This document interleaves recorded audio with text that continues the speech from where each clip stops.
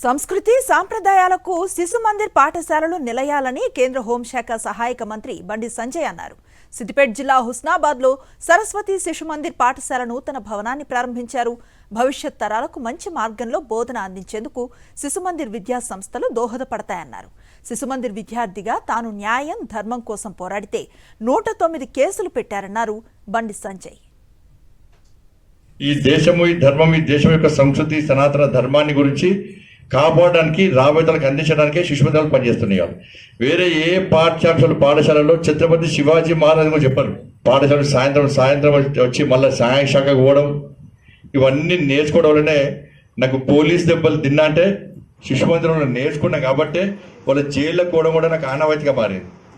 Police కేసులు 109 కేసులు నా మీద ఉన్న దేశంలో ఎవరు 109 కేసులు నా మీద ఉన్నాయి. బయట ఏడవైనా కూడా నేను శిశు మందిర్ స్టూడెంట్ అని గల్లా ఎరేసుకొని చెప్పిన పరిస్థితి వచ్చింది. శిశు మందిర్తో పాటు చిన్న విద్యా సంస్థలు కూడా మొత్తం తెరమరిగిపోతున్నాయి. శిశు మందిరాలు లేకుంటే ఈ దేశంలో విద్యా సంస్థలు, విద్యా వ్యవస్థ పూర్తిగా నిర్వీర్యమే పరిస్థితి.